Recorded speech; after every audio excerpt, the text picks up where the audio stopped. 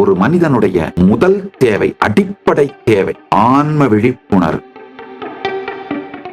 Owners manual படிக்காம கார்ல ஏறி கார் ஓட்ட ஆரம்பிக்கிற மாதிரி தான் இந்த உடல், மனம், உயிர் இதோட ஓனர்ஸ் மேனுவலை படிக்காம இதை ஓட்ட ஆரம்பிச்சு வாழ்ந்துட்டு இருக்கீங்க.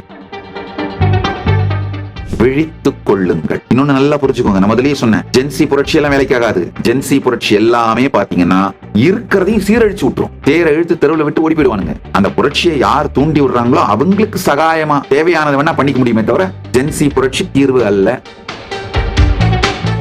பாருங்க, 2024-25 இந்த 2 வருஷத்துல 24 மாசத்துல 25 ஜென்சி புரட்சி நடந்திருக்கு. 25 நாடு நாசமா போச்சு. ஒன்னும் உருப்படல. ஒரே தீர்வு என்னன்னா தனி மனித விழிப்பு தான் இந்த 2026 குறிக்கோளாக இருக்க வேண்டும். ஒரு மனிதனுடைய முதல் தேவை, அடிப்படை தேவை ஆன்ம விழிப்புணர்வு. தன் உடலை பற்றியும், மனதை பற்றியும், உயிரை பற்றியும், வாழ்க்கையை பற்றியும் தெளிந்த தெளிவுக்கு வருதல். அது ஓனர்ஸ் மேனுவல் மாதிரிங்க. ஓனர்ஸ் மேனுவலை படிக்காம கார்ல ஏறி உட்கார்ந்து ஓட்ட ஆரம்பிச்சீங்கன்னா என்ன ஆகும்? பிரேக்குக்கு பதிலாக ஆக்சிலேட்டர் பெடலை பிரஸ் பண்ணீங்கன்னா என்ன ஆகும்? ஓனர்ஸ் மேனுவல் படிக்காம கார்ல ஏறி கார் ஓட்ட ஆரம்பிக்கிற மாதிரி தான் இந்த உடல், மனம், உயிர் இதோட ஓனர்ஸ் மேனுவலை படிக்காம இதை ஓட்ட ஆரம்பிச்சு வாழ்ந்துட்டு இருக்கீங்க. ஆக்சிடென்டலா இன்னும் ஆக்சிடென்ட் ஆகாம இருக்கு. நல்லா புரிஞ்சுக்கோங்க. நான் சொல்லிட்டு இருந்தேன் என் கணக்கு. அமெரிக்காவில் 347 மில்லியன் பாப்புலேஷன், 1.8 மில்லியன் ஜெயில இருக்காங்க, 0.52%. இந்தியாவில் 1.46 பில்லியன் பாப்புலேஷன். இப்ப இதே பாப்புலேஷனுக்கு யூஎஸ்ல இருக்க அதே பர்சன்டேஜ் 0.52% இந்தியாலையும் ஜெயிலுக்கு போனாங்கன்னா 7.7 மில்லியன் பீப்புள் ஜெயில இருப்பாங்க. ஆனா இப்ப இருக்கிறது வெறும் 0.5 மில்லியன் தான் ஜெயில இருக்காங்க. 5,30,000 பேர் தான் ஜெயில இருக்காங்க. நல்லா புரிஞ்சுக்கோங்க. சமூகத்தோட, நம்ம Hindu civilisation social spiritual capital, இந்த கல்ச்சுரல் கேபிட்டல், இதையெல்லாம் வெகு வேகமா சீரழிச்சிட்டு இருக்கோம். இப்ப அந்த கேபிட்டல்ல தான் வாழ்ந்துட்டு இருக்கிறோம். இப்போதைக்கு நமக்கு எல்லா நல்லதும் இந்த சனாதன இந்து சிவிலைசேஷன் கொடுத்த நல்லது. ஆனா வேக வேகமா அதை சிதைச்சிட்டு இருக்கிறதுனால அடுத்த தலைமுறைகளுக்கு அது இல்லாமல் இந்த வெஸ்டர்ன் சிவிலைசேஷன் காட்டுற jail centric legal ecosystem life ஸ்டைலை நோக்கி வேக வேகமா ஓடிட்டு இருக்கீங்க.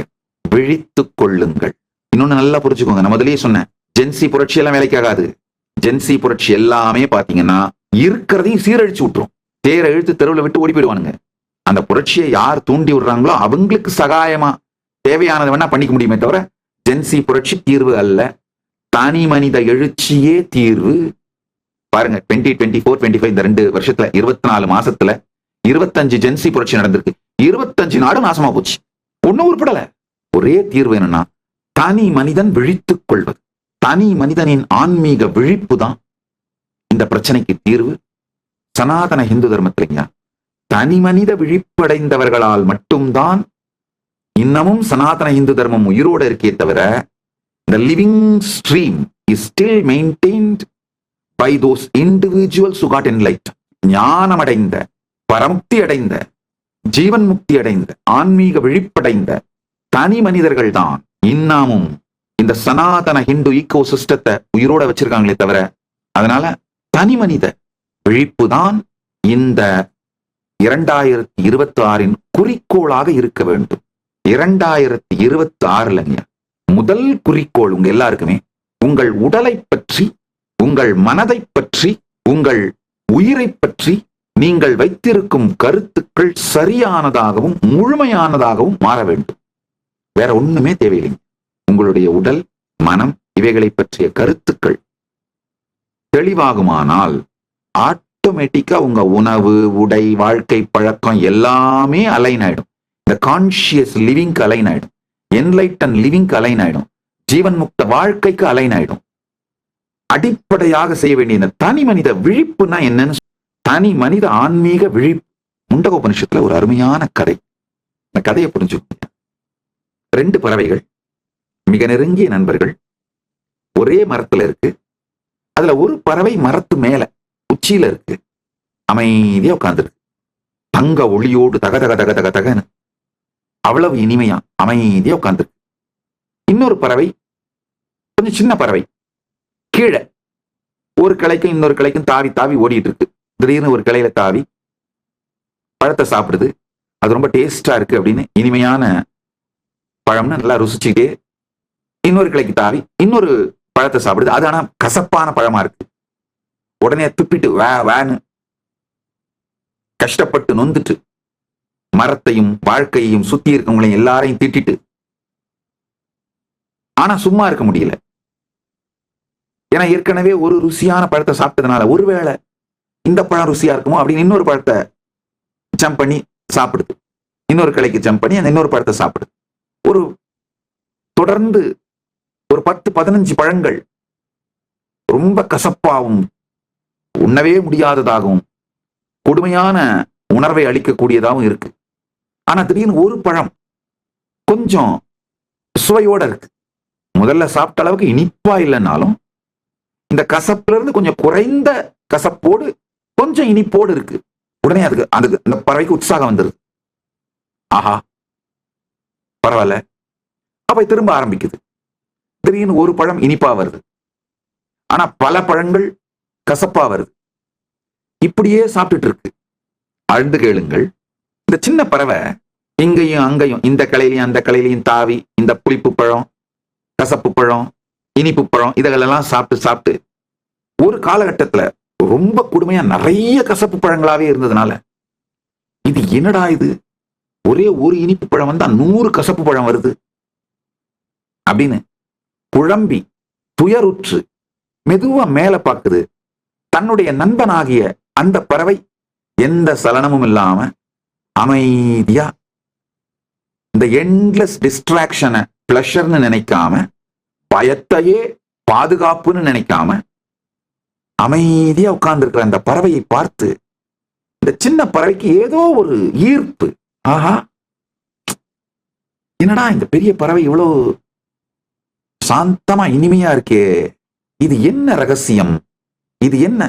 இந்த சின்ன பறவைக்கு பெரிய பறவையை நோக்கி தன்னை அறியாத ஒரு ஈர்ப்பு. பெரிய பறவையும் சின்ன பறவையை பார்த்து கண்களாலேயே தான் இருக்கின்ற அந்த நிலையினுடைய உயர்வையும் ஆனந்தத்தையும் சின்ன பறவை மேல பொழியுது. நல்லா புரிஞ்சுக்கொண்ட சரியான நேரத்தில் சரியான நபர்களோட கண்ணில் படுறதுதான் வாழ்க்கையிலேயே மிகப்பெரிய நன்மைங்கயா. இந்த சின்ன பறவை பெரிய பறவையோட கண்ணில் படுது, பெரிய பறவை சின்ன பறவையோட கண்ணில் படுது. இதுல ஒரு முக்கியமானது, சில நேரம் இந்த சின்ன பறவை பெரிய பறவையை பார்க்காம இந்த மரங்கள்ல கிளைகள்ல தாவி எதையாவது கொத்தி தின்னுட்டு விளையாடிட்டு இருந்தாலும், பெரிய பறவை தன்னுடைய சக்தியினால், சங்கல்ப சக்தியினாலேயே அது அந்த சின்ன பறவையை பார்க்கறதுனால சின்ன பறவையை தன்னை நோக்கி பார்க்க வைக்கின்றது. நல்லா புரிஞ்சுக்கோங்க, பெரிய பறவை சின்ன பறவையை பார்த்து சின்ன பறவையை தன்னை நோக்கி பார்க்க வைக்கின்றது. அப்பதான் அந்த சின்ன பறவை இந்த குழப்பம் துக்கம் இதெல்லாம் மூழ்கிட்டு இருக்கிறதுல இருந்து விடுபட்டு கொஞ்சம் நிமிர்ந்து என்னதான் நடக்குது, அந்த பறவை இப்படி இருக்கே, நாம ஏன் இப்படி இருக்கோம், நமக்கு ஏன் இவ்வளவு கஷ்டம், நமக்கு ஏன் இவ்வளவு துக்கம், இதுல இருந்து எப்படித்தான் வெளியில வர்றது அப்படின்னு யோசிக்க துவங்குகிறது. ஆழ்ந்து புரிந்து கொள்ளும், என்னுடைய வாழ்க்கையில் இருக்கின்ற அத்துணை நன்மையும் நான் ஒரே ஒரு காரணம் தான் சொல்லுவேன். சரியான நேரத்தில் சரியான நபர்களின் கண் என் மீது பட்டது, என்னுடைய கண் அவர்கள் மீது படுமாறு அவர்கள் செய்தார்கள். அதுதான், வேற எதுவும் கிடையாது.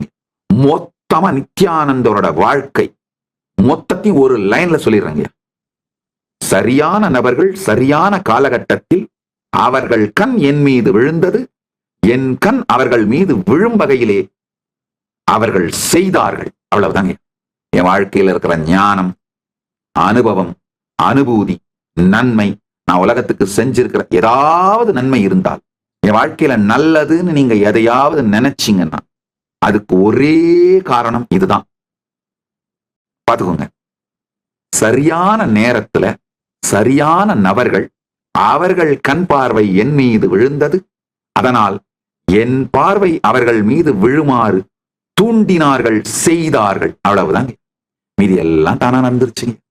ஒரு ஞான குரு நம்மை பார்ப்பது, அவர் கண் பார்வை நம்ம மேல விழறது சாதாரண வேலை இல்லைங்க. அங்க எல்லாமே முடிஞ்சிருதுங்க. அது விழுந்து விட்டால் அவர் என்ன பண்ணணுமோ பண்ணுவார். கரெக்டா உங்கள் பார்வை அவர் மீது விழ வைத்தே தீருவார். அவர் பார்வை உங்கள் மீது விழுந்து உங்கள் பார்வை அவர் மீது விழுந்து விட்டால் முடிந்தது வாழ்க்கை. துக்கம் துயரம் இதெல்லாம் பட்டு கஷ்டப்பட்டு துக்கப்பட்டு துயரப்பட்டு இது எல்லாம் பட்டு கொண்டிருக்கும் வாழ்க்கை முடிந்தது. அதுக்கு மேல சர்வ சுதந்திர சர்வ ஆனந்த ஜீவன் முக்த வாழ்க்கை தான். மீண்டும் ஒருமுறை கதவை திற, காற்று வரட்டும். பகவான் ஸ்ரீ நித்யானந்த பரமசிவம் அருளும் சிறப்பு நீரலை சத்சங்கம்.